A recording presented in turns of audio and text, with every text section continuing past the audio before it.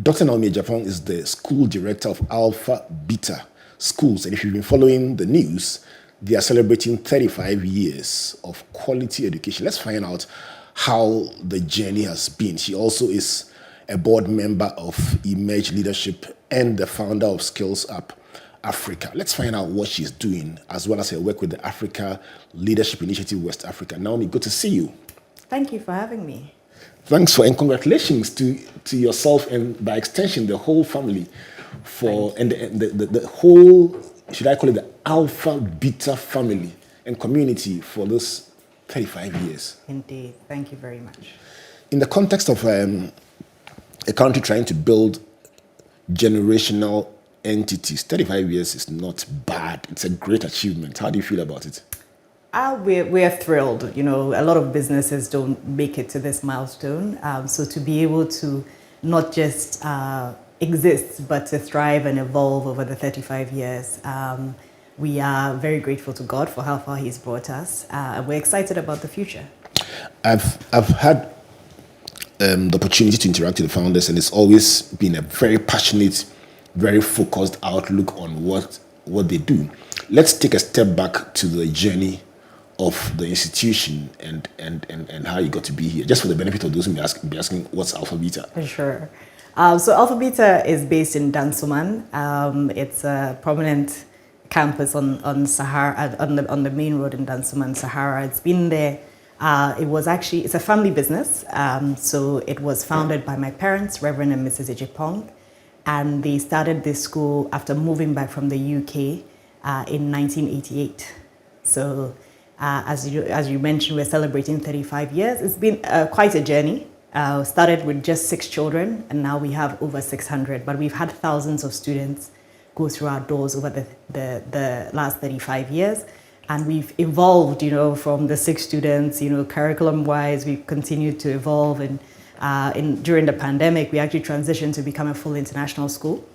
So right now, we only offer the British curriculum all the way from preschool to 6th form.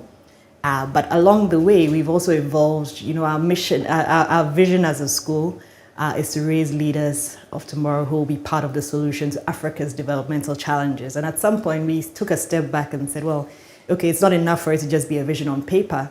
You know, the world has changed so much since 1988. How do we make sure that the young people that we are graduating from our school have the skills, the values, and even the attitude that they need to thrive in the 21st century? So in 2014, this is after I joined the company, I worked with a team to come up with a concept for a leadership program, which is like a full-time leadership program, which our young people from Form 1 to 6th form are on. And it just provides a variety of learning opportunities for them to be able to gain skills, to be able to expose themselves to different things. I think that's one of the challenges that we have in this part of the world, is sometimes our education is a bit too theoretical.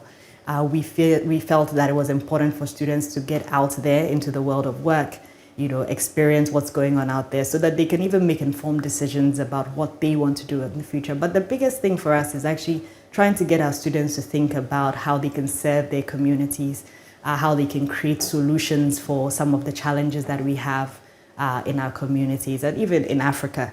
You know, I think that for Africa to change its story, we need to look at how young people can develop the skills, you know, we've recently launched, as part of our 35th anniversary, we actually launched an additional element to our Edinkrahene leadership program, which is a STEM element, because over the last 8 years, we've had a lot of success with the program where young people have built up so much skills to the effect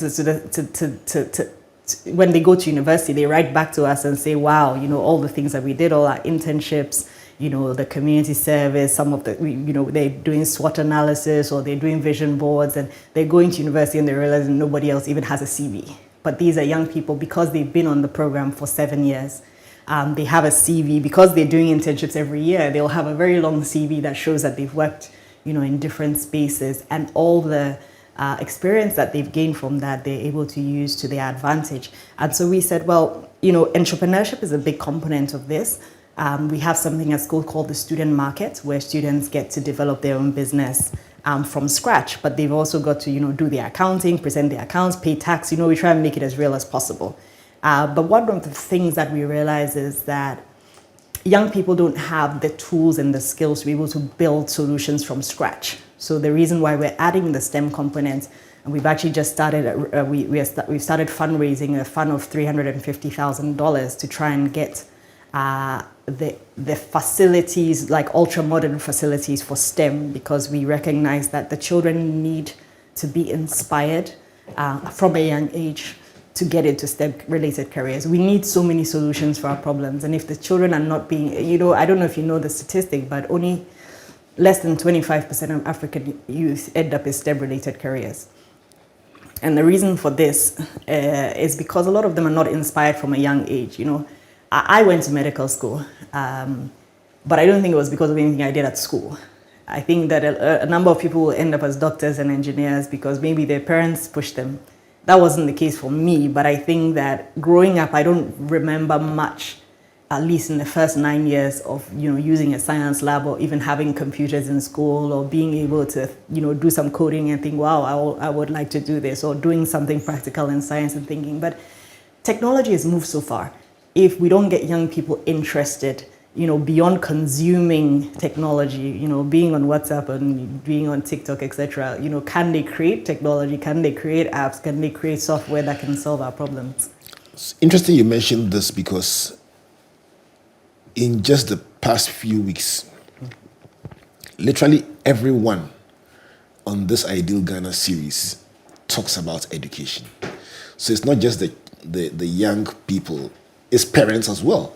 I had a session with Na Shoko who tried to demonstrate how using pen tubes as pipettes and using simple experiments, even if the school is financially challenged, could teach lessons in practical ways rather than use rigid approaches to teaching and learning. Bridget Jobanuku had a similar recommendation. She wanted us to move away from passing people through systems that have been sometimes even politicized to systems that actually educate people and not just pass them through exams. Jeremiah Boabin, for instance, felt we should ban exams, written exams, because it doesn't give people a chance to do real life practical situations. So everybody seems to think something must be done differently about education.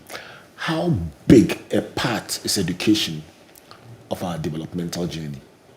A huge part. I think that it's not something that, I think it's something that we can't run away from. I'm actually quite worried about our trajectory, not just for Ghana, but for Africa, if we don't change the way that we educate young people. Because, we have, such a huge youthful population, and if we're not able to channel their energies in the right way, and even think in a more practical way about what education should mean for us as a continent, I don't think that it's enough for us to be able to say, oh, well, the West is taking children through school from, nursery up to sixth form and to university. That may not be the solution for us. We have millions of young people coming up who need to eat. Perhaps we need to rethink what they actually need to work and to earn a living for themselves. But apart from anything else, I think one of the bigger issues for me is changing the mindset of young people. We're dealing with a very different generation probably to 20, 30, 40 years ago. Their interests are different. Their level of exposure is different. We need to try and understand and appreciate what they're ready to channel their energy into so that we can channel their energies correctly. Because if we continue to think that the old ways of educating young people is going to work for us as a continent, I think that we are heading for trouble. Especially given that, the bigger challenges that lie ahead of that is that there's unemployment issues. There are not enough jobs. There are not enough, opportunities to be able to even absorb these people that we're putting through the education system. We're seeing it more and more now. We have, it's great that we've been able to provide free education till children are 18. I think that it's a great thing, but I think we still need to think one step ahead of that. So once they're done with school, what does it mean for someone to be able to earn a living for themselves, look after their families, and to even impact their communities as well? I'm itching to hear your learnings, but I'm learning from this overview. And there's one thing I just thought I would ask you before I go on to your thoughts as they relate to learning, and that's about second generation leadership. So, in my other life as a pastor, I have studied the Abraham as the first generation who starts out from nothing, leaves his father's house, goes to build, or leaves the UK, comes to Ghana to build a school called Alpha Beta. Then you become like an Isaac, in quotes, who is the next generation who takes what Abraham built and then brings in new technology, digs the wells, expands what Abraham did so much that it becomes the talk of the town, makes the news headlines, etc., etc. What are the peculiarities of leading an effort that was started by a generation before you? Help us to appreciate. Sure. There's so many aspects of that, and I'm sure people who work in family businesses can relate very well to this. Obviously, first, your family. I'm sure you can even relate to this as well, to some extent. You won't always agree on everything, even though you work with your family. But it's important to not lose focus. So where are you trying to get to as a company? Taking over second generation, it's important that you appreciate your past, where you've come from, and then it's important to cast a new vision. Because don't forget that you're coming into a situation that's already existing. There are clients there already. There are staff there already, and they all have their past experience. For them to really buy into the vision, it's important for you to cast your own vision. Don't feel that you have to walk in, the same path that the people before you have walked. It's important, for you to not just cast the vision, but get people to understand where you're going from here, because they know what they knew before. But where are you going from here? Where are you taking us from here? They've got to understand and appreciate and respect that for them to come on board with you as well. And it's not always an easy task, but it's important that you recognize all the things that can affect your ability to achieve that vision, and then try and work on those things individually. I can imagine somebody saying, "So help me God," because you're running something that was started before you, and the tensions and the frictions as you try to bring on your new ideas, sometimes the crazy young ideas, vis-a-vis the experience that has built what you came to meet. Where do you find the balance? And Dr. Naomi is saying that it's about keeping your eye on the main picture of the company, remembering the past where you're coming from, and then casting new vision and direction, and then taking the people with you. Now, let's go on to what you may want to call your learnings on this journey. At least I know that you went to medical school. I did. And that meant that you were heading towards becoming a doctor. Then you ended up being an educator. I did become a doctor. So I'm actually qualified. I did my house job. I worked for 1 year after I graduated. But I think the important decision for me at that point was I worked as a house officer. I'd been through medical school. I got tired of people complaining, Ghana is this, Ghana is that. And we're all sitting in England or the US or whatever, and we're saying Ghana is this and Ghana is that. And I think at that point, there was something that really wanted me to come and see what I could do to change that story. Where were you practicing? In the UK. Okay. So after my house job, I decided to move back. And of course, because we had the family business, and I'm the firstborn child as well. So I guess that sense of responsibility was also there, just to try and understand, the dynamics of the family business as well. So that's 2011. I moved back to Ghana. And it's been quite a journey, a very steep learning curve, I should say so. Do you miss medicine? Not really, actually. I don't. I think for me, I've really enjoyed what I'm doing because I feel like it's impactful. Not that medicine is not impactful, but given that some of the challenges we have on the continent are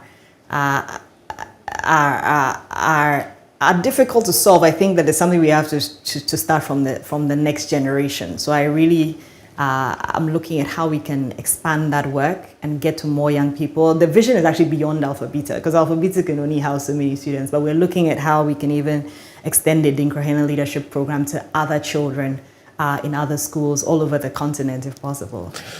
So in the course of this journey, what would be some of the pivotal lessons you would like to share with our viewers and listeners? Wow.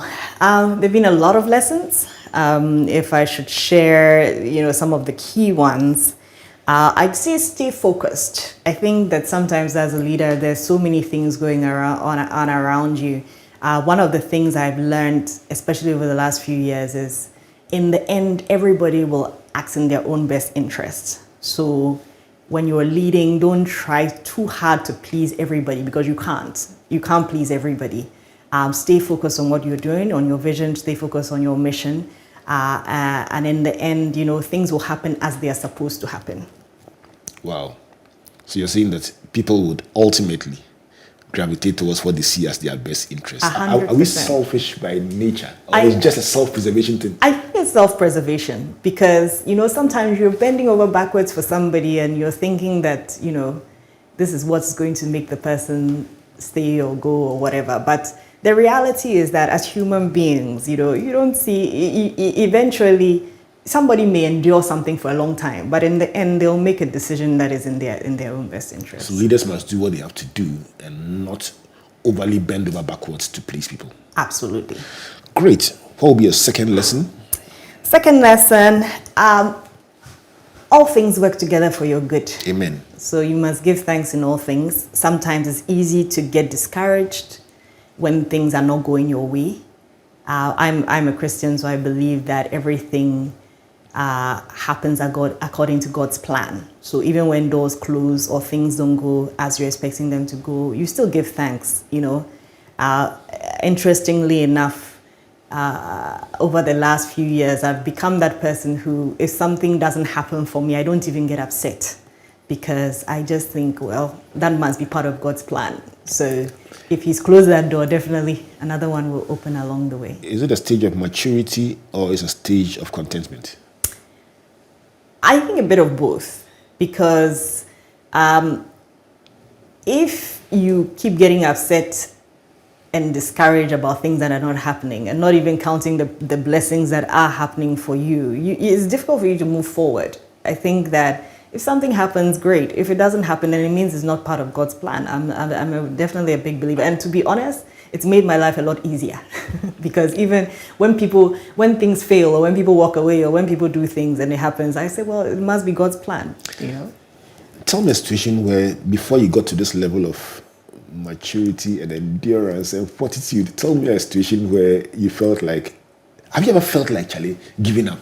Like, is this what this is all about? Because most people celebrate 35 years of great education, your own self having come on board in 2011. That means you are looking at 12 years or so of contribution to this vision.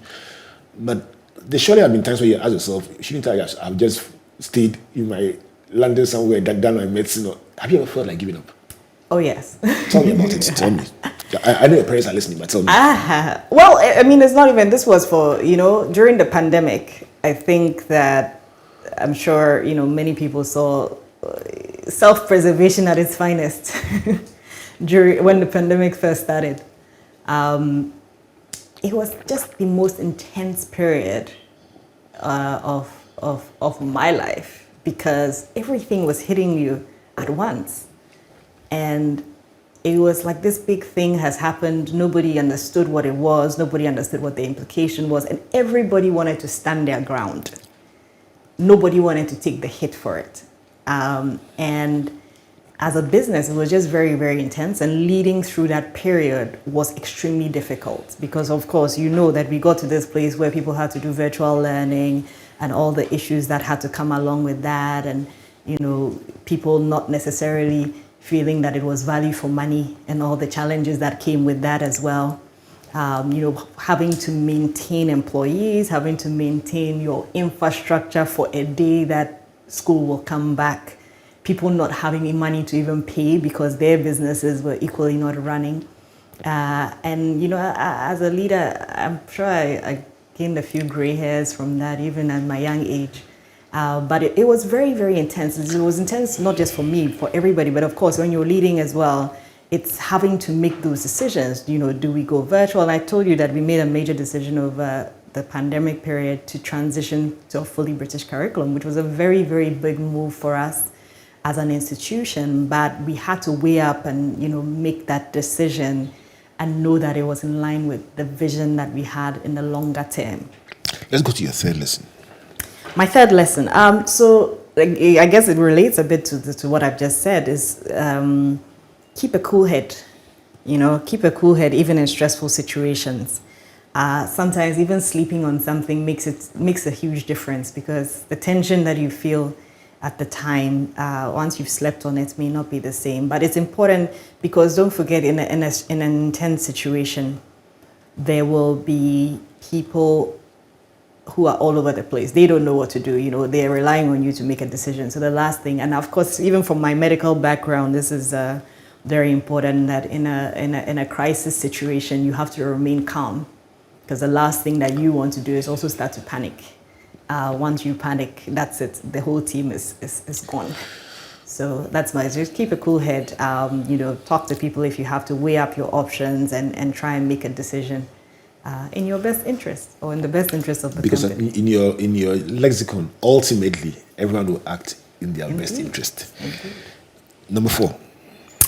So number 4, aim for excellence in what you're doing. Don't focus on what other people are doing. I think sometimes the tendency is, but these people are doing this and these people are doing that. And sometimes people can say, but these people are doing. I said, don't worry about what they are doing. Let's focus on what we are doing.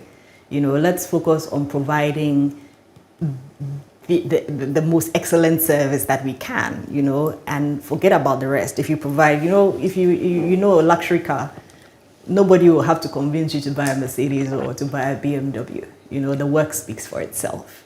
And I think that in any industry that you're in, aim for excellence. So it's Alpha Beta and Mercedes or BMW? I'll let you decide. Do you find that sometimes when there are setbacks in service delivery, you look at yourself and say, Charlie, what I'm promising, is it being delivered on location? 100%, but I don't think that's not unique to us. Tell me about how you deal with such situations where there are significant variations to the promise the leader makes and the execution of your staff. So you have to deal. So first of all, you got to try and create a bit of a structure where you're able to evaluate as you go along. But your customer is a priority. If a client comes in and makes a complaint about something, you just have to apologize and try and improve it. It's not about trying to cover it up, or because you're working with human beings. In as much as you have a vision that you have promoted or proposed to people, you're working with human beings, and it's not always going to be 100%.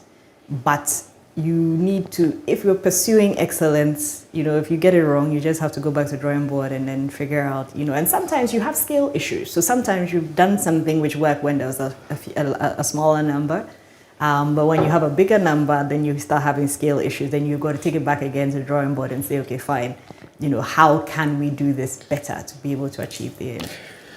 I like asking why. When you mention scale, what's one of the biggest challenges of moving from a small school to a big school? Oh, well, the problems are all multiplied. You have more staff, you have more clients, you have more children. You need, sometimes your model even has to change. So I mentioned that we started the Dinkrahena Leadership Program in 2014.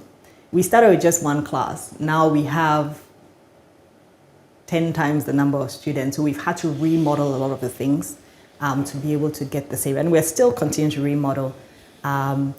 When you have more students, sometimes your cost escalates beyond the number of, of students that you have. So then you've got to start rethinking and saying, okay, fine, what are the alternatives that we can use, or do we fundraise beyond education everywhere in the world?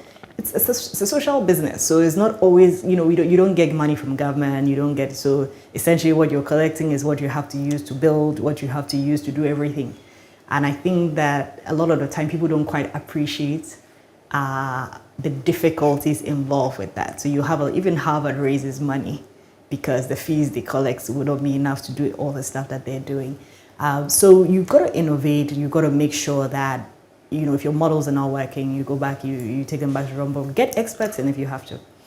I was recently doing a training for a number of leaders of small schools. Okay. And so in asking you the biggest issue with scale, I was hoping that a few of them are listening and can learn from somebody who's handling a bigger school to find out the transitional issues. But you mentioned also the fact that your stakeholders may not always be 100% satisfied. How critical is stakeholder engagement in what you do, education? Because I can imagine that you have parents, the students, parents and guardians, the students. There's the umbrella bodies, the NAT, and so on. Then there's the government. How do you find the balance?